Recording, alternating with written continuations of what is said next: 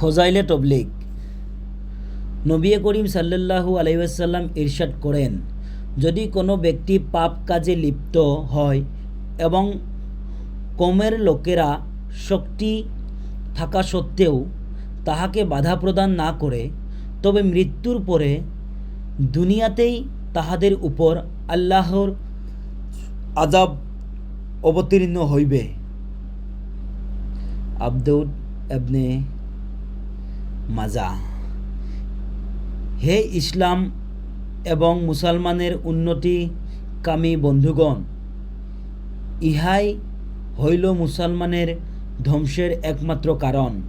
প্রত্যেক ব্যক্তি অন্যের কথা বা নিজের সমক্ষ ব্যক্তির কথা বাদ দিয়া আপন পরিবার পরিজন, স্ত্রী, পুত্র ও অধীনস্থ লোকেদের প্রতি একটু লক্ষ্য করিয়া দেখুন, তাহারা কি রূপ প্রকাশ্যে পাপ কাজে লিপ্ত হয়ে রহিয়াছে, এবং আপনারা নিজেদের প্রভাব প্রতিপত্তি দ্বারা তাহাদিগকে কতটুকু বাধা প্রদান করিয়েছেন।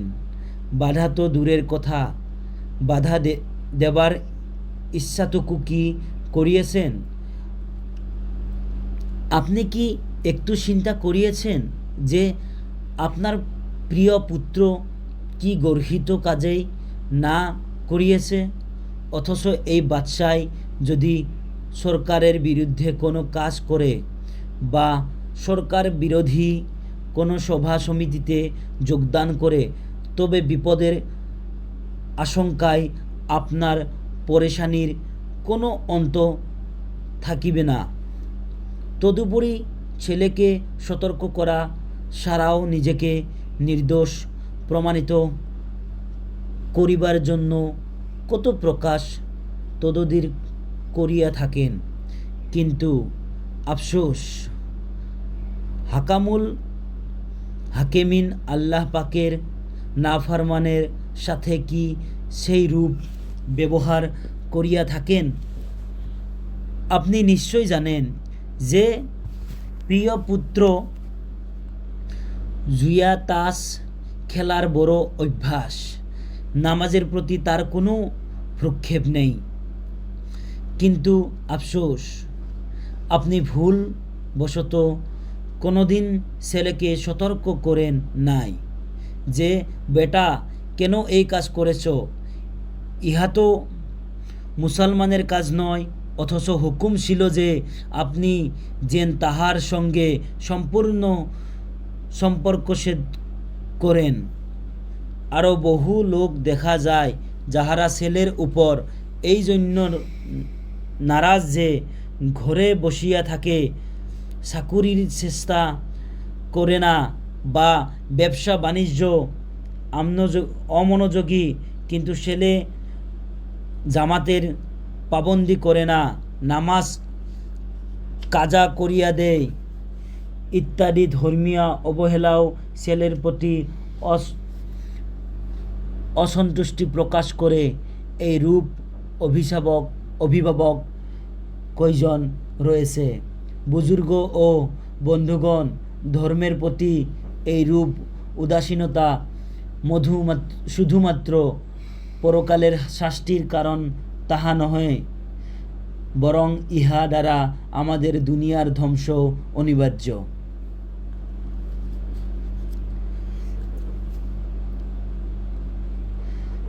হুজুর পাক সাল্লাল্লাহু আলাইহি ওয়াসাল্লাম বলেন, কালেমা লা ইলাহা ইল্লাল্লাহ যাহারা পাঠ করবে, যতক্ষণ তাহারা উহার হকের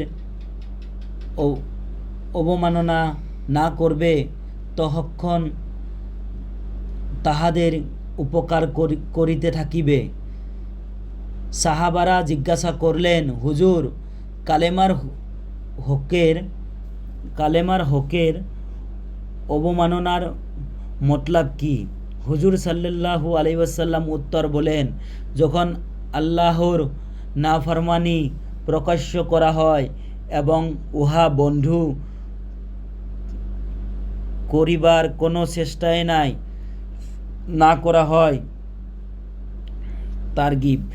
এখন আপনি একটু চিন্তা করিয়া বলুন, বর্তমান জামানায় আল্লাহর নাফরমানির কি কোনো সীমা রেখা আছে, এবং উহাকে বন্ধ করা বা উহার মাত্রা কিছুটা কমাইবার জন্য কি কোনো রূপচেষ্টা চলিছে?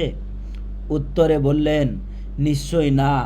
এই রূপ ভয়াবহ পরিস্থিতিতে মুসলমান যে জগতের বুকে এখনও ঠিকিয়া আছে, উহা আল্লাহ তাআলার বিশেষ অনুগ্রহ মাত্র। আম্মাজান হযরত আয়েশা রাদিয়াল্লাহু তাআলা হুজুর সাল্লাল্লাহু আলাইহি ওয়াসাল্লামকে জিজ্ঞাসা করেন, দুনিয়াবাসীর উপর যদি আল্লাহর আযাব অবতীর্ণ হয় তবে দিনদার লোকদের কোনো ক্ষতির আশঙ্কা রয়েছে কি? হুজুর সাল্লাল্লাহু আলাইহি ওয়াসাল্লাম উত্তর করলেন, দুনিয়াতে সকলেই সমানভাবে ক্ষতিগ্রস্ত হইবে, তবে আখিরাতে পুণ্যবান লোকেরা গুনাহগারদের নিকট হইতে পৃথক হইয়া যাইবে। এই কারণে যাহারা নিজ দিন দারির উপর সন্তুষ্ট হইয়া লোকসমাজ হইতে গা ঢাকা দিয়া নিজের নর্জনে বসিয়া আসেন, তাহারা যেন নিশ্চিত না থাকেন, কারণ আল্লাহ না করুন যদি পাপের দ্বারা আযাব আসিয়া পড়ে, তবে ইহার স্বাদ সকলকেই ভোগ করতে হবে। ফজাইলে তবলিগের আরও একটা হাদিস পড়ব আমরা। আম্মাজান হযরত আয়েশা রাদিয়াল্লাহু তাআলা আনহু বলেন, একদিন হুজুর সাল্লাল্লাহু আলাইহি ওয়াসাল্লাম আমার ঘরে তশরিফ আনিলেন। আমি হুজুরের চেহারা মুবারকের প্রতি লক্ষ্য করিয়া অনুভব করিলাম, নিশ্চয় কিছু একটা ঘটিয়েছে। হুজুর সাল্লাল্লাহু আলাইহি ওয়াসাল্লাম কাহারও সাথে কোনো কথাবার্তা না বলিয়া অজু করিয়া মসজিদে তশরিফ নিয়া গেলেন। আমি হুজুর সাল্লাল্লাহু আলাইহি ওয়াসাল্লামের ইরশাদ শুনিবার জন্য হুজুরের দেওয়ালে টেক লাগাইয়া দাঁড়াইয়া গেলাম। হুজুর সাল্লাল্লাহু আলাইহি ওয়াসাল্লাম মিম্বারে উঠিয়া প্রথমে আল্লাহর প্রশংসা করলেন ও পরে ইরশাদ করলেন, হে লোক সকল, আল্লাহ পাক বলেন, তোমরা সৎ কাজে আদেশ ও অসৎ কাজের নিষেধ করিতে থাক। হয়তো এমন সময় আসিয়া পড়বে, তোমরা দোয়া করবে, আমি তাহা কবুল করিব না। তোমরা সয়াল করবে, কিন্তু আমি তাহা পূর্ণ করিব না। আর তোমরা শত্রুর বিরুদ্ধে আমার নিকট সাহায্য প্রার্থনা করবে, কিন্তু আমি সাহায্য করিব না। হুজুর সাল্লাল্লাহু আলাইহি সাল্লাম এই পর্যন্ত বলিয়া মিম্বার হইতে নামিয়া আসিলেন। যে সকল লোক দুশমনের মোকাবেলায় দ্বীনের কাজে শিথিলতার উপর জোর দিয়া থাকেন, তাহারা যেন উক্ত হাদিসের প্রতি একটু লক্ষ্য করেন, কারণ মুসলমানদের সাহায্য ও মদত একমাত্র দ্বীনের মজবুরির উপরাই নির্ভর করে। বিশিষ্ট বুজুর্গ সাহাবী হযরত আবু দারদা রাদিয়াল্লাহু তাআলা আনহু বলেন, তোমরা সৎ কাজে আদেশ ও অসৎ কাজে নিষেধ তাদের উপর আল্লাহ পাক যে কোনো অত্যাচারী বাদশাহ নিযুক্ত করিয়া দিবেন, যে তোমাদের সম্মানিত ব্যক্তিদের সম্মান ও সদ্যের অর্থ গরিব দুঃখীদেরকে স্নেহ করিবে না। ওই সময় তোমাদের বুজুর্গণ দোয়া করবেন, কিন্তু দোয়া কবুল হইবে না। আর তোমরা ক্ষমা প্রার্থনা করিবে, কিন্তু ক্ষমা করা হইবে না।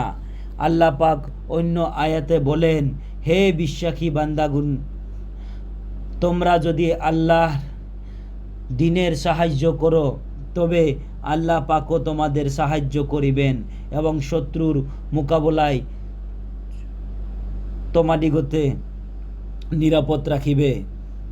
অন্য আয়াতে বর্ণিত আছে, আল্লাহ পাক যদি তোমাদিগকে সাহায্য করেন তবে কেহই তোমাদের উপর বিজয় হইতে পারিবে না। আর যদি তিনি তোমাদের সাহায্য বা করেন তবে আর কে আমাদের সাহায্য করিতে পারে? মোমেনদের একমাত্র আল্লাহর উপর নির্ভর করা উচিত। তফসিরে দূরের মানসুরে বর্ণিত আছে, হুজুর পাক সাল্লাল্লাহু আলাইহি ওয়াসাল্লাম কসম খায়া বলিছেন, তোমরা সৎ কাজে আদেশ ও অসৎ কাজে নিষেধ করিতে থাক, নতুবা আল্লাহ পাক তোমাদের উপর আযাব পাঠিয়ে দিবেন। অতঃপর তোমরা প্রার্থনা করিলেও তা অগ্রাহ্য হইয়া যাইবে। এখানে আসিয়া আমরা বুজুর্গ সাহেবান একটু চিন্তা করিয়া দেখুন, আমরা কি পরিমাণ আল্লাহর নাফরমানিতে লিপ্ত রহিছি। তবেই তো বুঝে আসিবে আমাদের সব চেষ্টা কেন ব্যর্থ হয়েছে, আমাদের দোয়া কেন অগ্রাহ্য হয়েছে। আমরা উন্নতির বীজ বপন করতেছি না অবনতির। এরপর আমরা পড়ব আরও একটা ফজাইলে নামাজের হাদিস। এটা হলো হযরত উবাদ রাদিয়াল্লাহু তাআলা আনহু বলেন, আমাকে বন্ধু নবী করিম সাল্লাল্লাহু আলাইহি ওয়াসাল্লাম 7টি উপদেশ দান করিয়েছেন। তন্মধ্য 4টি এই। 1 নম্বর হলো, তুমি আল্লাহর সহিত কাউকে শরীক করিও না, যদিও এর জন্য তোমাকে খণ্ড বিখণ্ড করিয়া ফেলা হয় অথবা অগ্নিতে জ্বালাইয়া ফেলা হয় অথবা চুলিতে চড়ানো হয়। 2 নম্বর, ইচ্ছাকৃতভাবে নামাজকে ত্যাগ করিও না, কারণ যে ব্যক্তি ইচ্ছাকৃতভাবে নামাজ ত্যাগ করিবে সে যেন ইসলাম হইতে খারিজ হইয়া গেল। 3, আল্লাহর নাফরমানি করিও না, ইহাতে আল্লাহ পাক অসুষ্ট হন। 4, শরাব পান করিও না, কারণ উহা যাবতীয় পাপের মূল উৎস। তিবরানি। অন্য হাদিসে হযরত আবু দারদা রাদিয়াল্লাহু তাআলা আনহু বলেন, আমরা মহবুব সাল্লাল্লাহু আলাইহি ওয়াসাল্লাম আমাকে ওসিয়ত করেছেন, 1, আল্লাহর সঙ্গে কাহাকেও শরীক করিও না, যদিও তোমাকে টুকরা টুকরা করা হয় বা অগ্নিদগ্ধ করা হয়।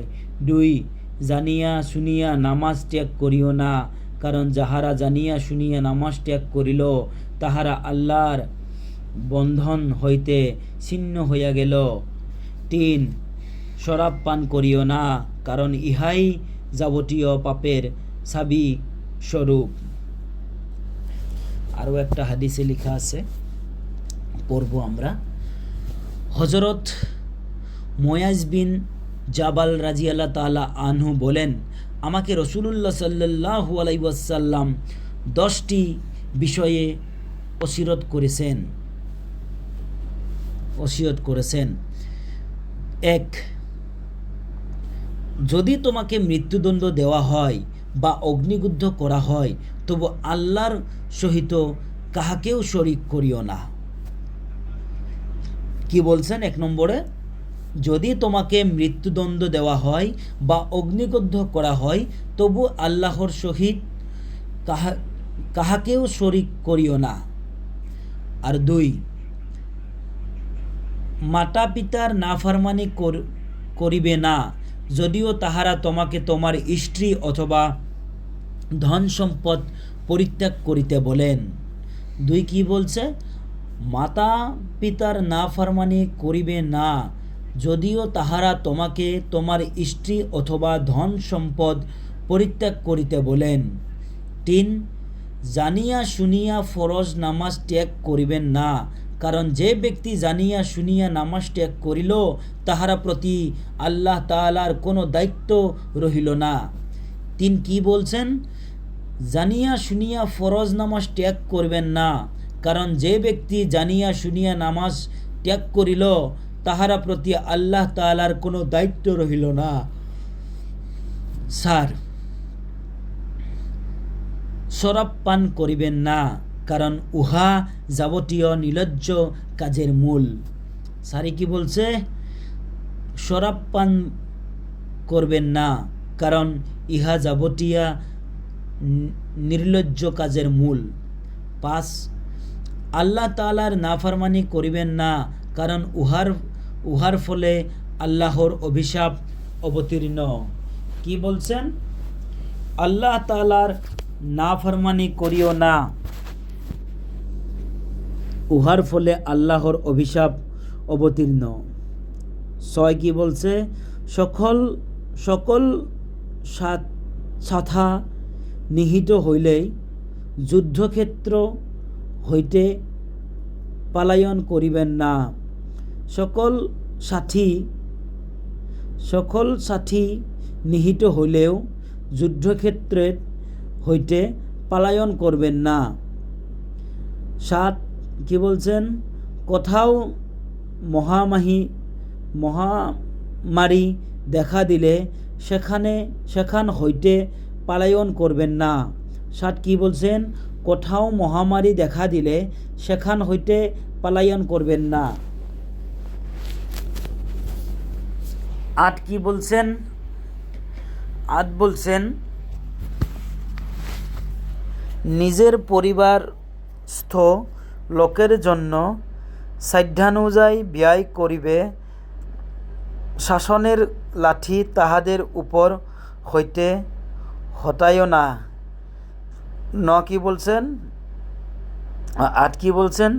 নিজের পরিবারস্থ লোকের জন্য সাধ্যানুযায়ী ব্যয় করবে। আর 9 কি বলছে? শাসনের লাঠি তাহাদের উপর হইতে হটাইও না। 10 বলছে তাহাদিগকে আল্লাহর ভয় দেখাইতে থাকবে। 10 বলছে তাহাদিগকে আল্লাহর ভয় দেখাইতে থাকিবে।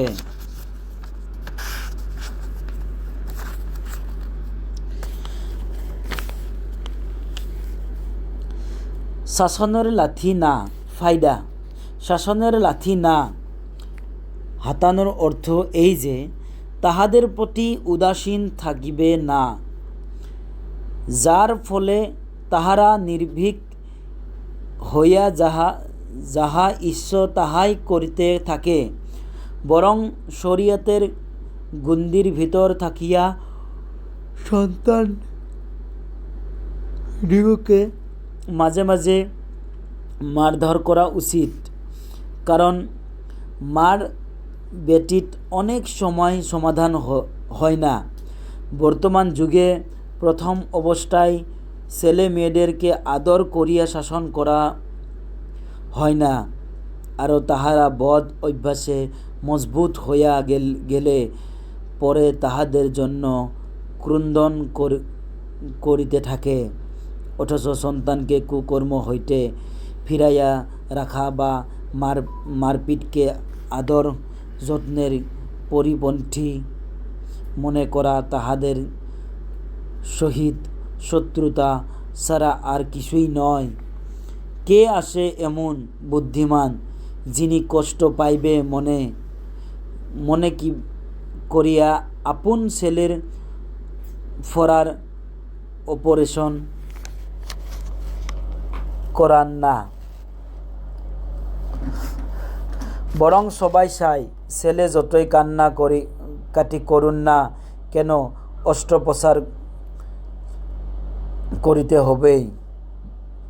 বিভিন্ন হাদিসে বর্ণিত আসে যে সন্তানকে 7 বছরের সময় নামাজ পড়ার আদেশ দান করো এবং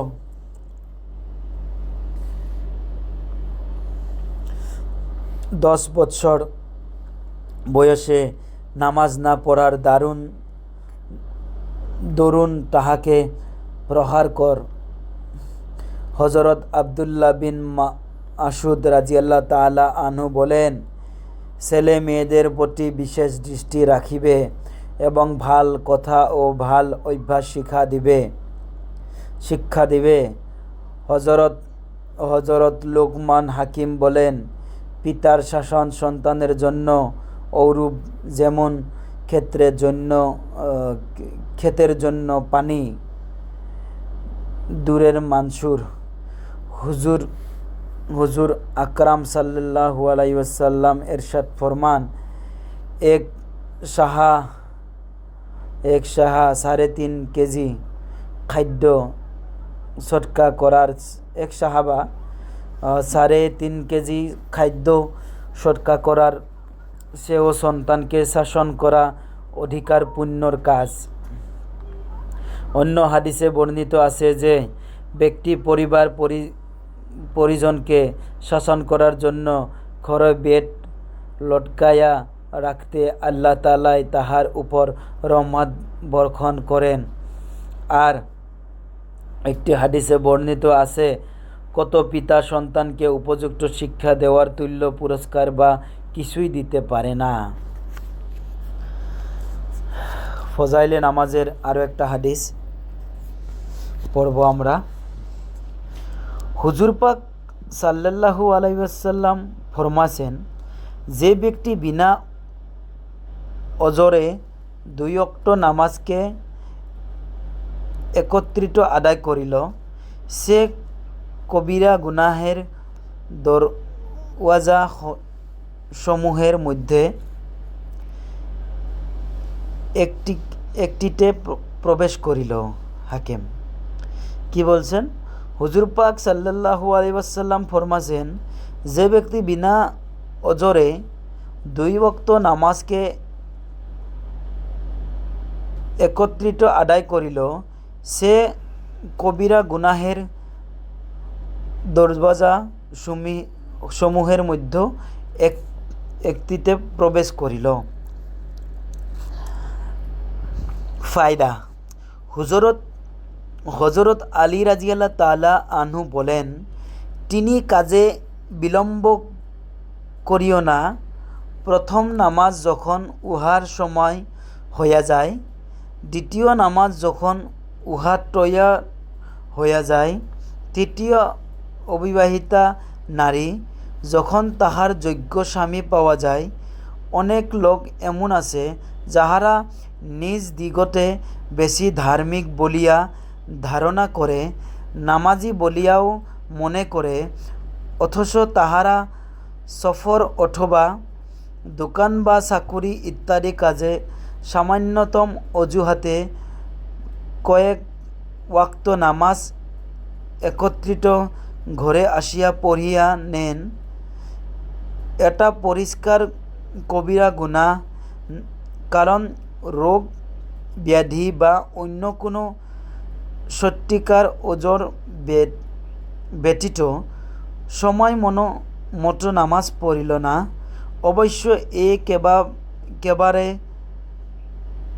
নামাজ না পড়ার সমতুল্য গুনাহ হইলেও বেওয়াক্ত নামাজ পড়াও কম শক্ত গুনাহ নয়। আরও ভালো করে পড়ব আমরা এটা। অর্থ, হুজুর পাক সাল্লাল্লাহু আলাইহি ওয়াসাল্লাম ফরমাছেন, যে ব্যক্তি বিনা ওজরে 2 ওয়াক্ত নামাজকে একত্রিত আদায় করিল, সে কবিরা গুনাহের দরওয়াজা সমূহের মধ্যে একটিতে প্রবেশ করিল। ফায়দা। হযরত আলী রাদিয়াল্লাহু তাআলা আনহু বলেন, তিন কাজে বিলম্ব করিও না। প্রথম কাজ হলো প্রথম নামাজ, যখন উহার সময় হইয়া যায়। দ্বিতীয়, জানাজা যখন উহা তৈয়ার হইয়া যায়। তৃতীয়, অবিবাহিতা নারী যখন তাহার যোগ্য স্বামী পাওয়া যায়। অনেক লোক এমন আছে যাহারা নিজ দিগকে বেশি ধার্মিক বলিয়া ধারণা করে, নামাজি বলিয়াও মনে করে, অথচ তাহারা সফর অথবা দোকান বা চাকুরি ইত্যাদি কাজে সামান্যতম অজুহাতে কয়েক ওয়াক্ত নামাজ একত্রে ঘরে আসিয়া পড়িয়া নেয়। এটা পরিষ্কার কবিরা গুনাহ। বুঝছো? এটা পরিষ্কার কবিরা গুনাহ। কারণ রোগ ব্যাধি বা অন্য কোনো সত্যিকার অজর ব্যতীত সময় মতো নামাজ পড়িল না। অবশ্য একেবারে নামাজ না পড়ার সমতুল্য গুনাহ হইলেও ব্যক্ত নামাজ পড়াও কম শক্ত গুনাহ নয়। এটা হলো নামাজ, ফজাইলে নামাজ। ফজাইলে নামাজের আরও একটা হাদিস আমরা পড়ব। তা হলো,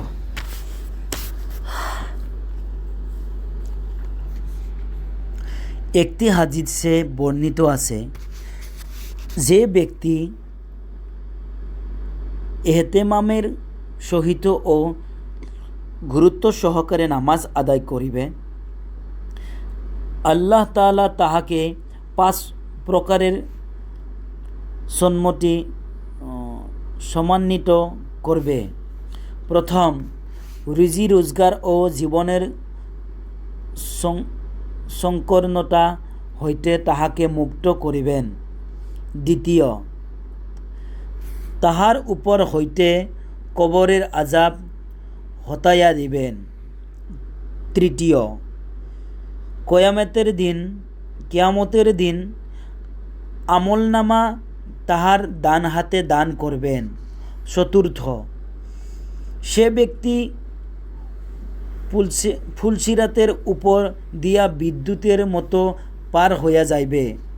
পঞ্চম, বিনা হিসাবে বেহেশতে প্রবেশ করবে। পক্ষান্তরে যে ব্যক্তি নামাজে শৈথিল্য প্রদর্শন করে, আল্লাহ পাক তাহাকে 15 প্রকার শাস্তি প্রদান করিবেন। 5 প্রকারের দুনিয়াতে, 3 প্রকারের মৃত্যুর সময়, 3 প্রকার কবরের ভিতর, 3 প্রকার কবর হইতে পুনরুত্থানের পর। পৃথিবীতে যে 5 প্রকার শাস্তি দেওয়া হইবে তাহা এইরূপ। 1 নম্বর, তাহার জিন্দেগির বরকত কাড়িয়া নেওয়া হবে। 2 নম্বর, তাহার মুখমণ্ডল হইতে নেককারদের জ্যোতি মুছিয়া ফেলা হয়। 3, যে আমলেই সে করুন না কেন আল্লাহ পাক উহার কোনো প্রতিদান দেন না। 4, তাহার কোনো দোয়া আসমানে উঠে না, অর্থাৎ কবুল হয় না। 5, নেক বান্দাদের দোয়া হইতেও সে কোনো ফল লাভ করে না। মৃত্যুর সময়ে 3 প্রকারের আযাব এইরূপ। 1 নম্বর, সে বেইজ্জতের সহিত মৃত্যুবরণ করবে। 2, সে ক্ষুধার্ত অবস্থায় মারা যায়। 3, পিপাসিত অবস্থায় সে মৃত্যু মুখে পতিত হয়। যদি সমুদ্রের পানীয় তাহাকে পান করানো হয় তবু তাহার তৃষ্ণা মিটে না। কবরের 3 প্রকারের তৃষ্ণা মিটে না। হায়রে আল্লাহ! কবরের 3 প্রকারের আযাব এই রূপ। 1 নম্বর, তাহার জন্য কবর এক সংকীর্ণ হয় যে বুকের হাড়গুলিয়ে একের মধ্যে অপরিত ঢুকিয়া যাবে। 2 নম্বর হলো, তাহার কবরে অগ্নি প্রজ্বলিত করা হয়। 3, তাহার কবরে এমন একটি সর্প প্রেরিত হয় যাহার চক্ষু হৃদয় আগুনের মতো এবং নখর গুলি লোহার, এত বড় দীর্ঘ যে একদিনের রাস্তা অপেক্ষা বড়। তাহার আওয়াজ বর্জ্যের মতো। সাপটি বলিতে থাকিবে যে আমার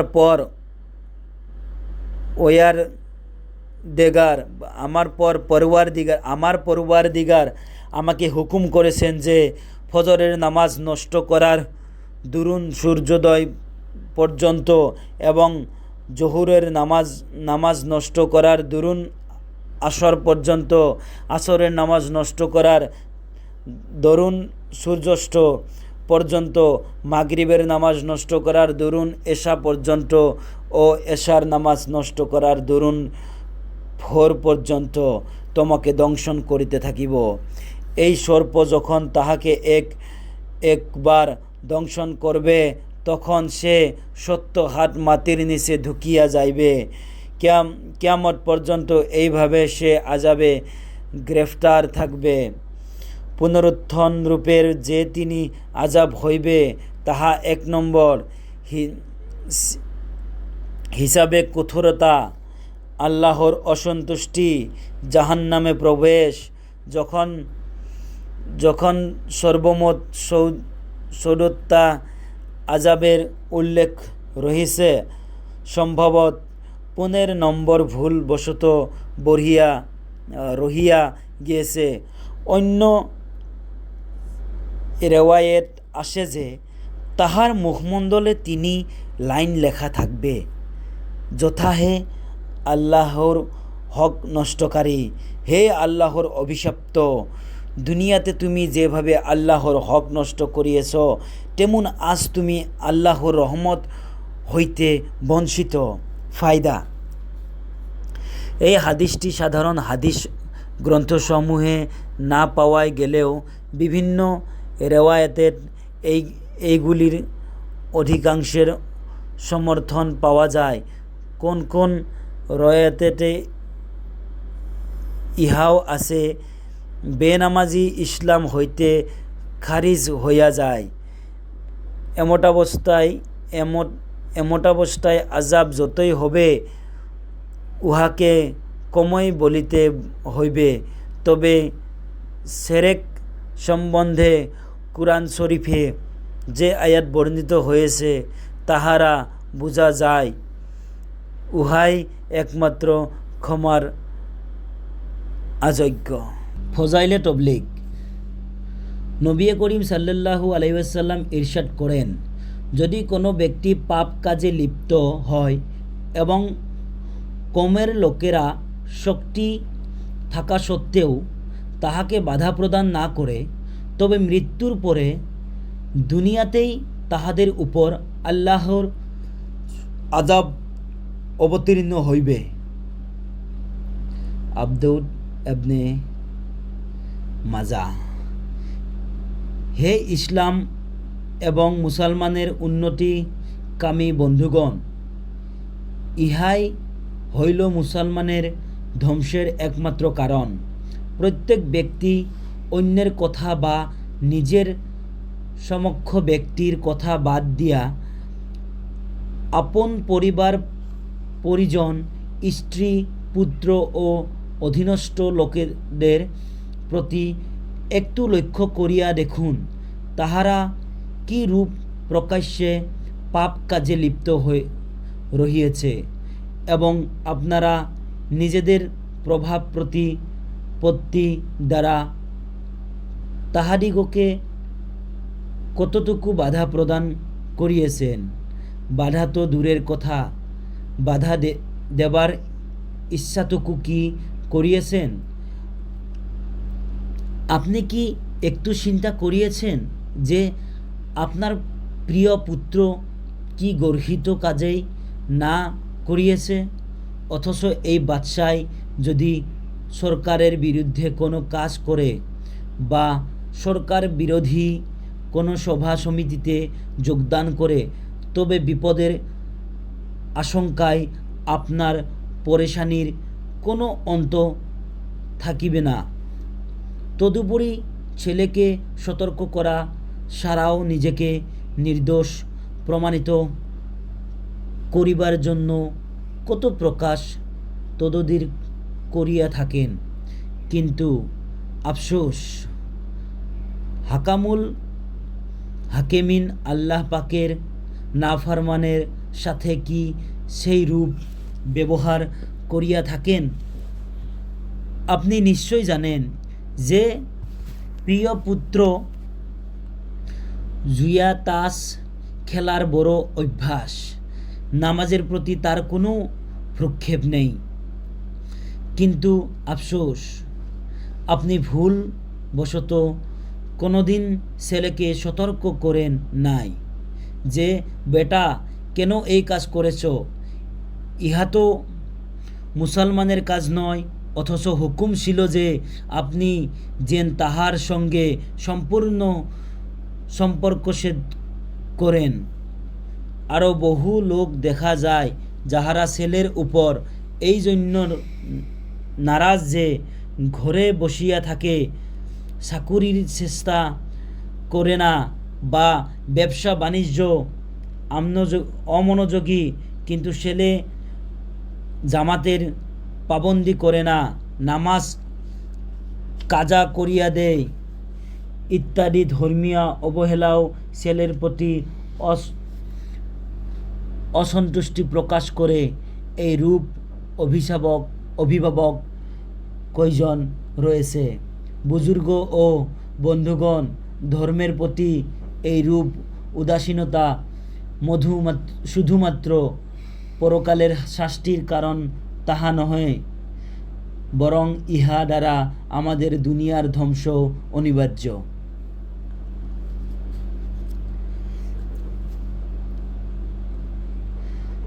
হুজুর পাক সাল্লাল্লাহু আলাইহি ওয়াসাল্লাম বলেন, কালেমা লা ইলাহা ইল্লাল্লাহ যাহারা পাঠ করবে, যতক্ষণ তাহারা উহার হকের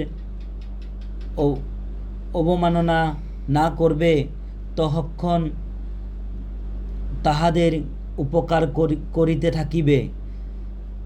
সাহাবারা জিজ্ঞাসা করলেন, হুজুর, কালেমার হকের অবমাননার মতলব কি?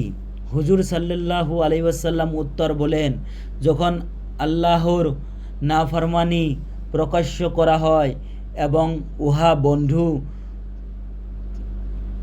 করিবার কোনো চেষ্টাই না করা হয়।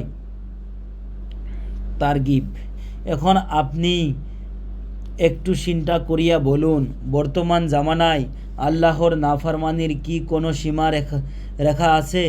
এবং উহাকে বন্ধ করা বা উহার মাত্রা কিছুটা কমাইবার জন্য কি কোনো রূপচেষ্টা চলিছে? উত্তরে বললেন, নিশ্চয় না। এই রূপ ভয়াবহ পরিস্থিতিতে মুসলমান যে জগতের বুকে এখনও ঠিকিয়া আছে, উহা আল্লাহ তাআলার বিশেষ অনুগ্রহ মাত্র। আম্মাজান হযরত আয়েশা রাদিয়াল্লাহু তাআলা হুজুর সাল্লাল্লাহু আলাইহি ওয়াসাল্লামকে জিজ্ঞাসা করেন, দুনিয়াবাসীর উপর যদি আল্লাহর আযাব অবতীর্ণ হয়, তবে দিনদার লোকদের কোনো ক্ষতির আশঙ্কা রয়েছে কি? হুজুর সাল্লাল্লাহু আলাইহি ওয়াসাল্লাম উত্তর করলেন, দুনিয়াতে সকলেই সমানভাবে ক্ষতিগ্রস্ত হইবে, তবে আখিরাতে পুণ্যবান লোকেরা গুনাহগারদের নিকট হইতে পৃথক হইয়া যাইবে। এই কারণে যাহারা নিজ দারির উপর সন্তুষ্ট হইয়া লোকসমাজ হইতে গা ঢাকা দিয়া নিজের নর্জনে বসিয়া আসেন, তাহারা যেন নিশ্চিত না থাকেন, কারণ আল্লাহ না করুন যদি পাপের দ্বারা আসিয়া পড়ে, তবে ইহার স্বাদ সকলকেই ভোগ করতে হবে। ফজাইলে তবলিগের আরও একটা হাদিস পড়ব আমরা। আম্মাজান হজরত আয়েশা রাজিয়াল্লাহ তাআলা আনহু বলেন, একদিন হুজুর সাল্লাল্লাহু আলাইহি ওয়াসাল্লাম আমার ঘরে তশরিফ আনিলেন। আমি হুজুরের চেহারা মুবারকের প্রতি লক্ষ্য করিয়া অনুভব করিলাম, নিশ্চয় কিছু একটা ঘটিয়েছে। হুজুর সাল্লাল্লাহু আলাইহি ওয়াসাল্লাম কাহারও সাথে কোনো কথাবার্তা না বলিয়া অজু করিয়া মসজিদে তশরিফ নিয়া গেলেন। আমি হুজুর সাল্লাল্লাহু আলাইহি ওয়াসাল্লামের এরশাদ শুনিবার জন্য হুজুরের দেওয়ালে টেক লাগাইয়া দাঁড়াইয়া গেলাম। হুজুর সাল্লাল্লাহু আলাইহি ওয়াসাল্লাম মিম্বারে উঠিয়া প্রথমে আল্লাহর প্রশংসা করলেন ও পরে এরশাদ করলেন, হে লোক সকল, আল্লাহ পাক বলেন, তোমরা সৎ কাজে আদেশ ও অসৎ কাজের নিষেধ করিতে থাক। হয়তো এমন সময় আসিয়া পড়বে, তোমরা দোয়া করবে, আমি তাহা কবুল করিব না। তোমরা সয়াল করবে, কিন্তু আমি তাহা পূর্ণ করিব না। আর তোমরা শত্রুর বিরুদ্ধে আমার নিকট সাহায্য প্রার্থনা করবে, কিন্তু আমি সাহায্য করিব না। হুজুর সাল্লাল্লাহু আলাইহি সাল্লাম এই পর্যন্ত বলিয়া মিম্বার হইতে নামিয়া আসিলেন। যে সকল লোক দুশমনের মোকাবেলায় দ্বীনের কাজে শিথিলতার উপর জোর দিয়া থাকেন, তাহারা যেন উক্ত হাদিসের প্রতি একটু লক্ষ্য করেন, কারণ মুসলমানদের সাহায্য ও মদদ একমাত্র দ্বীনের মজবুরির উপরাই নির্ভর করে। বিশিষ্ট বুজুর্গ সাহাবী হযরত আবু দারদা রাদিয়াল্লাহু তাআলা আনহু বলেন, তোমরা সৎ কাজে আদেশ ও অসৎ কাজে নিষেধ করিতে থাক। তাদের উপর আল্লাহ পাক যে কোনো অত্যাচারী বাদশাহ নিযুক্ত করিয়া দিবেন, যে তোমাদের সম্মানিত ব্যক্তিদের সম্মান ও সদ্যের অর্থ গরিব দুঃখীদেরকে স্নেহ করিবে না। ওই সময় তোমাদের বুজুর্গণ দোয়া করবেন, কিন্তু দোয়া কবুল হইবে না। আর তোমরা ক্ষমা প্রার্থনা করিবে, কিন্তু ক্ষমা করা হইবে না। আল্লাহ পাক অন্য আয়াতে বলেন, হে বিশ্বাসী বান্দাগণ, তোমরা যদি আল্লাহর দ্বীনের সাহায্য করো, তবে আল্লাহ পাকও তোমাদের সাহায্য করিবেন এবং শত্রুর মোকাবিলায় তোমাদিগকে নিরাপদ রাখিবে।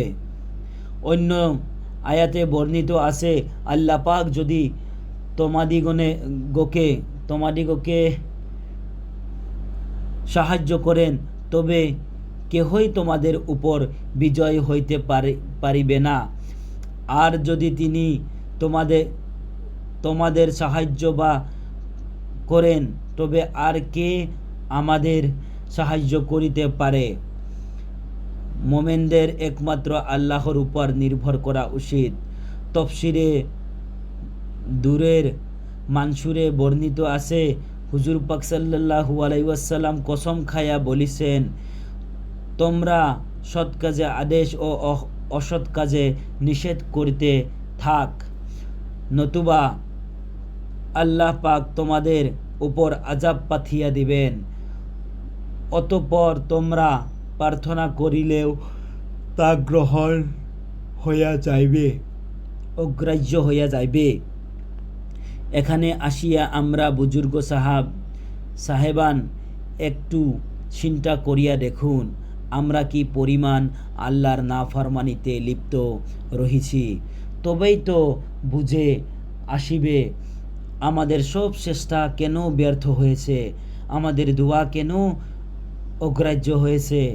আমরা উন্নতির বীজ বপন করতেছি না, অবনতির।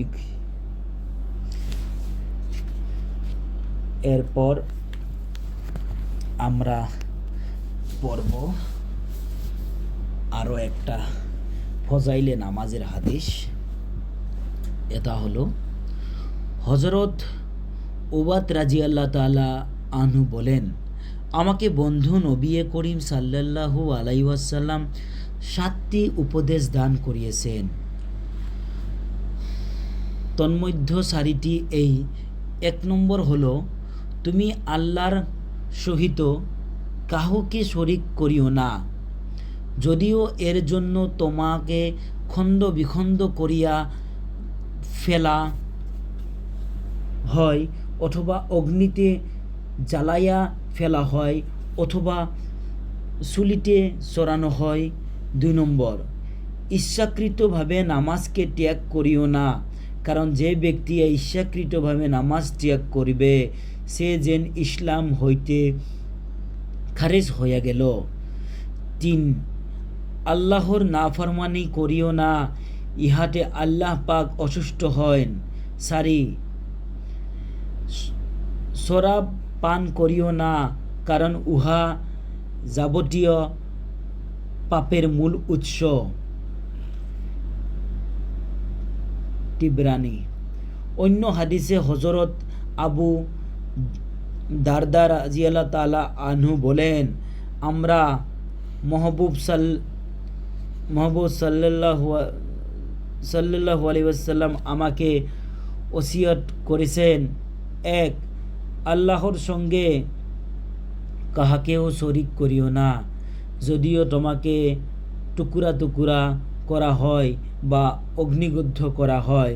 2, জানিয়া শুনিয়া নামাজ ত্যাগ করিও না, কারণ যাহারা জানিয়া শুনিয়া নামাজ ত্যাগ করিল তাহারা আল্লাহর বন্ধন হইতে ছিন্ন হইয়া গেল। 3, শরাব পান করিও না, কারণ ইহাই যাবতীয় পাপের চাবি স্বরূপ। আরও একটা হাদিসে লেখা আছে, পড়ব আমরা। হযরত মুয়াজ বিন জাবাল রাদিয়াল্লাহু তাআলা আনহু বলেন, আমাকে রাসূলুল্লাহ সাল্লাল্লাহু আলাইহি ওয়াসাল্লাম 10টি বিষয়ে ওসিয়ত করেছেন। 1, যদি তোমাকে মৃত্যুদণ্ড দেওয়া হয় বা অগ্নিদগ্ধ করা হয়, তবু আল্লাহর সহিত কাহাকেও শরিক করিও না। কি বলছেন? 1 নম্বরে, যদি তোমাকে মৃত্যুদণ্ড দেওয়া হয় বা অগ্নিদগ্ধ করা হয়, তবু আল্লাহর সহিত কাহাকেও শরিক করিও না। আর 2, মাতা পিতার নাফরমানি করিবে না, যদিও তাহারা তোমাকে তোমার স্ত্রী অথবা ধন সম্পদ পরিত্যাগ করিতে বলেন। 2 কি বলছে? মাতা পিতার নাফরমানি করিবে না, যদিও তাহারা তোমাকে তোমার স্ত্রী অথবা ধন সম্পদ পরিত্যাগ করিতে বলেন। 3, জানিয়া শুনিয়া ফরজ নামাজ ত্যাগ করিবেন না, কারণ যে ব্যক্তি জানিয়া শুনিয়া নামাজ ত্যাগ করিল তাহারা প্রতি আল্লাহ তাআলার কোনো দায়িত্ব রহিল না। 3 কি বলছেন? জানিয়া শুনিয়া ফরজ নামাজ ত্যাগ করবেন না, কারণ যে ব্যক্তি জানিয়া শুনিয়া নামাজ ত্যাগ করিল তাহারা প্রতি আল্লাহ তাআলার কোনো দায়িত্ব রহিল না। 4, শরাব পান করিবেন না, কারণ উহা যাবতীয় নির্লজ্জ কাজের মূল। 4 কি বলছে? শরাব পান করবেন না, কারণ ইহা যাবতীয় নির্লজ্জ কাজের মূল। 5, আল্লাহ তাআলার নাফরমানি করিবেন না, কারণ উহার ফলে আল্লাহর অভিশাপ অবতীর্ণ। কি বলছেন? আল্লাহ তাআলার নাফরমানি করিও না, উহার ফলে আল্লাহর অভিশাপ অবতীর্ণ। 6 কি বলছে? সকল সাথা নিহিত হইলেই যুদ্ধক্ষেত্র হইতে পলায়ন করিবেন না। সকল সাথী সকল সাথী নিহিত হইলেও যুদ্ধক্ষেত্রের হইতে পলায়ন করবেন না। 7 কি বলছেন? কোথাও মহামারী দেখা দিলে সেখান হইতে পলায়ন করবেন না। 7 কি বলছেন? কোথাও মহামারী দেখা দিলে সেখান হইতে পলায়ন করবেন না। 8 কি বলছেন? 8 বলছেন নিজের পরিবারস্থ লোকের জন্য সাধ্যানুযায়ী ব্যয় করিবে, শাসনের লাঠি তাহাদের উপর হইতে হটাইও না। 9 কি বলছেন? 8 কি বলছেন? নিজের পরিবারস্থ লোকের জন্য সাধ্যানুযায়ী ব্যয় করবে। আর 9 কি বলছে? শাসনের লাঠি তাহাদের উপর হইতে হটাইও না। 10 বলছে তাহাদিগকে আল্লাহর ভয় দেখাইতে থাকবে। 10 বলছে তাহাদিগকে আল্লাহর ভয় দেখাইতে থাকিবে।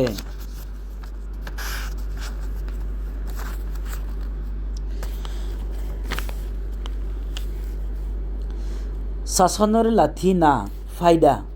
শাসনের লাঠি না হাতানোর অর্থ এই যে তাহাদের প্রতি উদাসীন থাকিবে না, যার ফলে তাহারা নির্ভীক হইয়া যাহা ইচ্ছা তাহাই করিতে থাকে, বরং শরীয়তের গণ্ডির ভিতর থাকিয়া সন্তান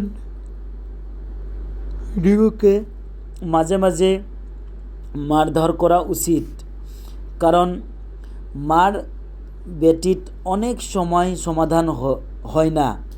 বর্তমান যুগে প্রথম অবস্থায় ছেলে মেয়েদেরকে আদর করিয়া শাসন করা হয় না, আরও তাহারা বদ অভ্যাসে মজবুত হইয়া গেলে পরে তাহাদের জন্য ক্রন্দন করিতে থাকে। অথচ সন্তানকে কুকর্ম হইতে ফিরাইয়া রাখা বা মারপিটকে আদর যত্নের পরিপন্থী মনে করা তাহাদের সহিত শত্রুতা ছাড়া আর কিছুই নয়। কে আসে এমন বুদ্ধিমান যিনি কষ্ট পাইবে মনে কি করিয়া আপন ছেলের ফরার অপারেশন করান না, বরং সবাই চায় ছেলে যতই কাটি করুন না কেন অস্ত্রোপচার করিতে হবেই। বিভিন্ন হাদিসে বর্ণিত আছে যে সন্তানকে 7 বছরের সময় নামাজ পড়ার আদেশ দান কর এবং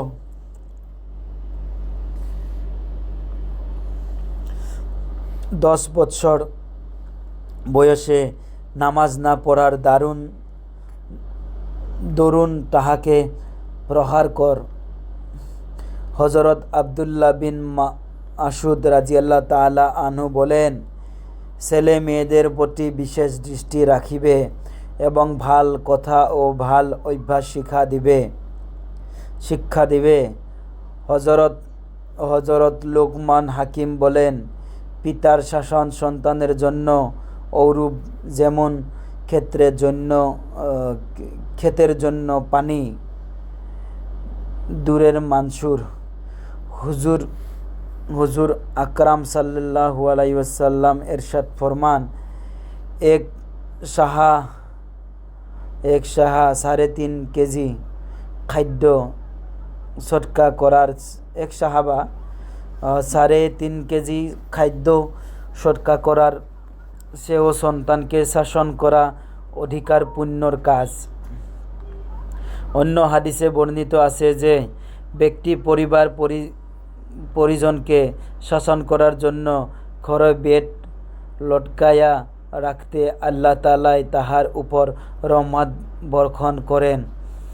আর একটি হাদিসে বর্ণিত আছে কত পিতা সন্তানকে উপযুক্ত শিক্ষা দেওয়ার তুল্য পুরস্কার বা কিছুই দিতে পারে না। ফজাইলে নামাজের আরও একটা হাদিস পড়ব আমরা। হুজুর পাক সাল্লাল্লাহু আলাইহি ওয়াসাল্লাম ফরমাছেন, যে ব্যক্তি বিনা অজরে 2 ওয়াক্ত নামাজকে একত্রিত আদায় করিল, সে কবিরা গুনাহের দরওয়াজা সমূহের মধ্যে একটিতে প্রবেশ করিল। হাকিম কি বলছেন? হুজুর পাক সাল্লাল্লাহু আলাইহি ওয়াসাল্লাম ফরমাছেন, যে ব্যক্তি বিনা অজরে 2 ওয়াক্ত নামাজকে একত্রিত আদায় করিল, সে কবিরা গুনাহের দরওয়াজা সমূহের মধ্যে একটিতে প্রবেশ করিল। ফায়দা। হজরত আলী রাদিয়াল্লাহু তাআলা আনহু বলেন, তিনি কাজে বিলম্ব করিও না। প্রথম নামাজ যখন উহার সময় হইয়া যায়, দ্বিতীয় নামাজ যখন উহা তৈয়ার হইয়া যায়, তৃতীয় অবিবাহিতা নারী যখন তাহার যোগ্য স্বামী পাওয়া যায়। অনেক লোক এমন আছে, যাহারা নিজ দিগতে বেশি ধার্মিক বলিয়া ধারণা করে, নামাজি বলিয়াও মনে করে, অথচ তাহারা সফর অথবা দোকান বা চাকুরি ইত্যাদি কাজে সামান্যতম অজুহাতে কয়েক ওয়াক্ত নামাজ একত্রিত ঘরে আসিয়া পড়িয়া নেন। এটা পরিষ্কার কবিরা গুনাহ, কারণ রোগ ব্যাধি বা অন্য কোনো সত্যিকার ওজর ব্যতীত সময় মতো নামাজ পড়িল না। অবশ্য কেবারে নামাজ না পড়ার সমতুল্য গুনাহ হইলেও বেওয়াক্ত নামাজ পড়াও কম শক্ত গুনাহ নয়। আরও ভালো করে পড়ব আমরা এটা। অর্থ: হুজুর পাক সাল্লাল্লাহু আলাইহি ওয়াসাল্লাম ফরমাছেন, যে ব্যক্তি বিনা ওজরে 2 ওয়াক্ত নামাজকে একত্রিত আদায় করিল, সে কবিরা গুনাহের দরওয়াজা সমূহের মধ্যে একটিতে প্রবেশ করিল। ফায়দা। হজরত আলী রাদিয়াল্লাহু তাআলা আনহু বলেন, তিন কাজে বিলম্ব করিও না। প্রথম কাজ হলো প্রথম নামাজ যখন উহার সময় হইয়া যায়, দ্বিতীয় জানাজা যখন উহা তৈয়ার হইয়া যায়, তৃতীয় অবিবাহিতা নারী যখন তাহার যোগ্য স্বামী পাওয়া যায়। অনেক লোক এমন আছে, যাহারা নিজ দিগকে বেশি ধার্মিক বলিয়া ধারণা করে, নামাজি বলিয়াও মনে করে, অথচ তাহারা সফর অথবা দোকান বা চাকুরি ইত্যাদি কাজে সামান্যতম অজুহাতে কয়েক ওয়াক্ত নামাজ একত্রে ঘরে আসিয়া পড়িয়া নেয়। এটা পরিষ্কার কবিরা গুনাহ। বুঝছো?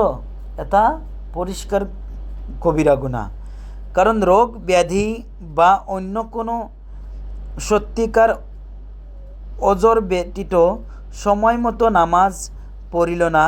অবশ্য একেবারে নামাজ না পড়ার সমতুল্য গুনাহ হইলেও বেওয়াক্ত নামাজ পড়াও কম শক্ত গুনাহ নয়। এটা হলো নামাজ, ফজাইলে নামাজের আরও একটা হাদিস আমরা পড়ব। তা হলো,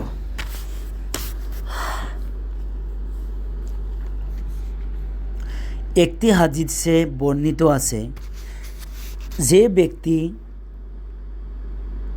ইহতেমামের সহিত ও গুরুত্ব সহকারে নামাজ আদায় করিবে,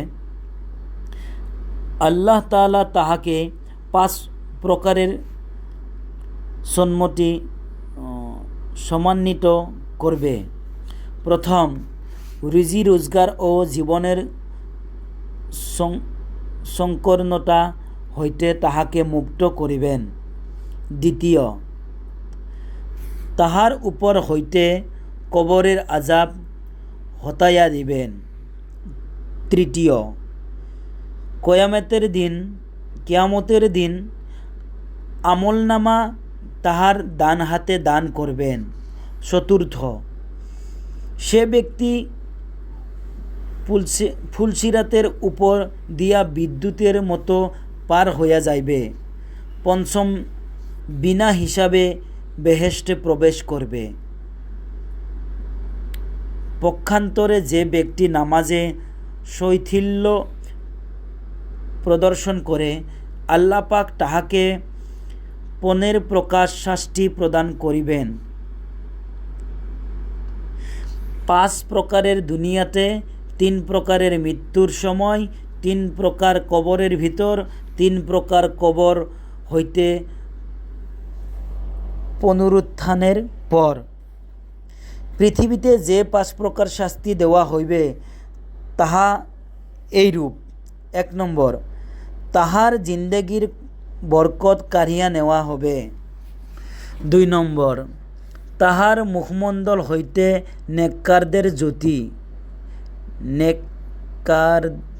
জ্যোতি মুছিয়া ফেলা হয়। 3, যে আমলেই সে করুন না কেন আল্লাহ পাক উহার কোনো প্রতিদান দেন না। 4, তাহার কোনো দোয়া আসমানে উঠে না, অর্থাৎ কবুল হয় না। 5, নেক বান্দাদের দোয়া হইতেও সে কোনো ফল লাভ করে না। মৃত্যুর সময়ে 3 প্রকারের আযাব এইরূপ। 1 নম্বর, সে বেইজ্জতের সহিত মৃত্যুবরণ করবে। 2, সে ক্ষুধার্ত অবস্থায় মারা যায়। 3, পিপাসিত অবস্থায় সে মৃত্যু মুখে পতিত হয়। যদি সমুদ্রের পানীয় তাহাকে পান করানো হয় তবু তাহার তৃষ্ণা মিটে না। কবরের 3 প্রকারের তৃষ্ণা মিটে না। হায়রে আল্লাহ! কবরের 3 প্রকারের আযাব এই রূপ। 1 নম্বর, তাহার জন্য কবর এক সংকীর্ণ হয় যে বুকের হাড়গুলিয়ে একের মধ্যে অপরিত ঢুকিয়া যাবে।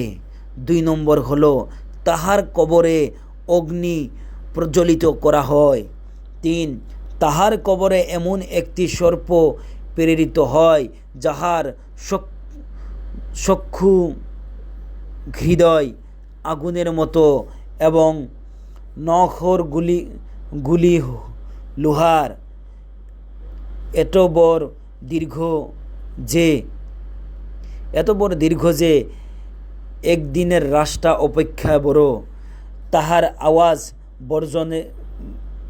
বর্জ্যের মতো। সাপটি বলিতে থাকিবে যে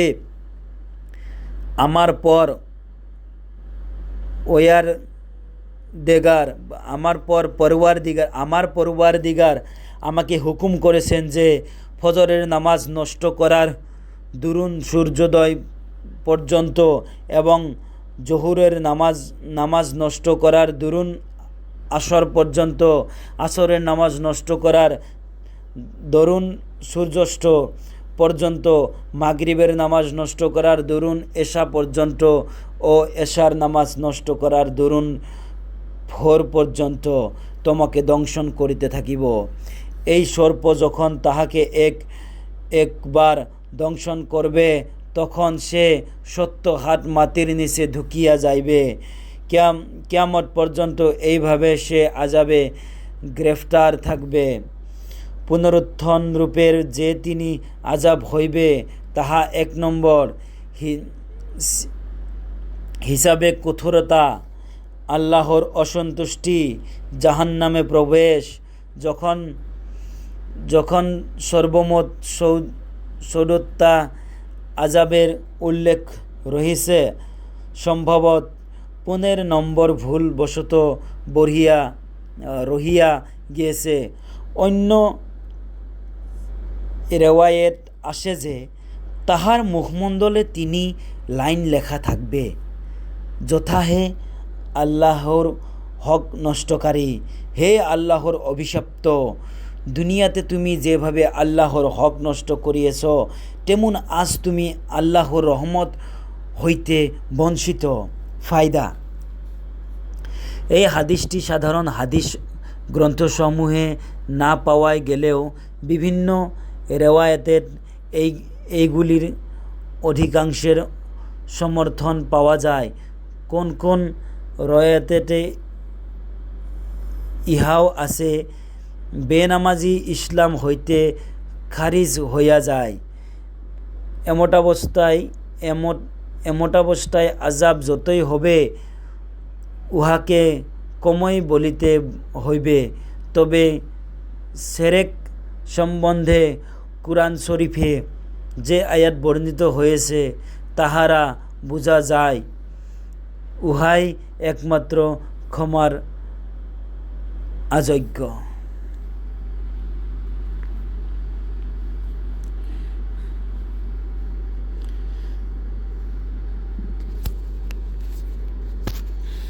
আল্লাহ তাআলা আমাদেরকে হাদিসগুলো পড়িয়া শুনিয়া আমল দান করেন। আমিন।